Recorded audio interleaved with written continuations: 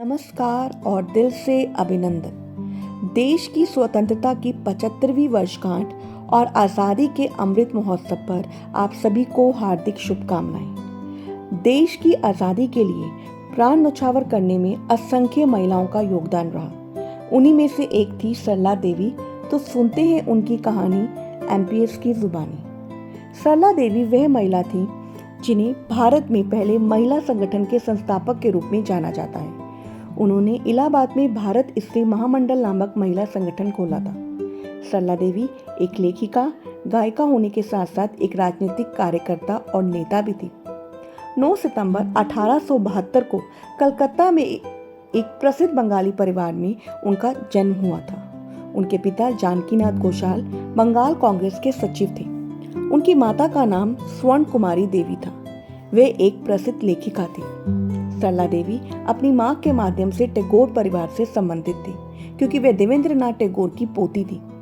सरला देवी एक प्रख्यात नारीवादी थी और उन्होंने देश में महिला शिक्षा के महत्व को मान्यता दिलाने की दिशा में कड़ी मेहनत की। सरला देवी ने अंग्रेजी साहित्य में बीए किया था। उन्होंने अपनी पढ़ाई के लिए पद्मावती गोल्ड मेडल भी प्राप्त किया था। उन्होंने संगीत में अपनी रुचि के माध्यम से राजनीति में प्रवेश किया।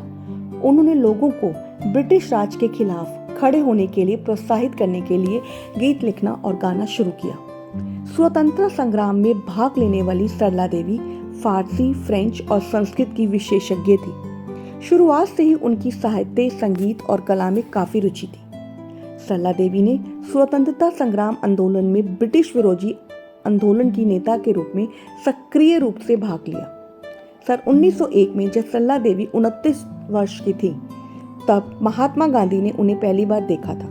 वे एक ऑर्केस्ट्रा का संचालन कर रही थी। जब महात्मा गांधी लाहौर गए और सरला देवी के वहां एक मेहमान की तरह रहे, तब दोनों के बीच खूब दोस्ती हो गई। सरला देवी ने अपने पूरे राजनीतिक जीवन में गांधी जी का समर्थन किया। 1910 में उन्होंने भारत स्त्री महामंडल अखिल भारतीय महिला संगठन की स्थापना की। 1919 में जलियांवाला बाग हत्याकांड के बाद उन्हें और उनके पति को गिरफ्तार कर लिया गया, क्योंकि उनके द्वारा प्रकाशित साप्ताहिक समाचार पत्र हिंदुस्तान में अंग्रेजों की आलोचना करने वाले कई लेख प्रकाशित हुए थे। सरला देवी ने अपने चाचा रविंद्रनाथ टैगोर द्वारा स्थापित पत्रिका भारती सहित विभिन्न पत्रिकाओं का संपादन भी किया।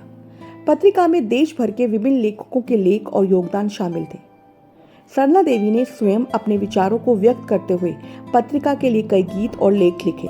सरला देवी को युवाओं को देश की सेवा करने के लिए प्रोत्साहित करने के लिए और विभिन्न कार्यों को शुरू करने के लिए भी जाना जाता था। उन्होंने स्वदेशी आंदोलन में भाग लिया और महिलाओं को स्वदेशी उत्पादों का उपयोग करने के लिए प्रोत्साहित किया। उन्होंने सतकर नामक गीतों से भरी एक पुस्तक भी लिखी, जिसका शाब्दिक अर्थ है 100 गीत। सरला देवी की मृत्यु भारत की आज़ादी के 2 साल पहले 18 अगस्त 1945 को 72 वर्ष की आयु में हुई थी। ऐसी वीरांगना को हम दिल से सलाम करते हैं। जय भारत, जय हिंद।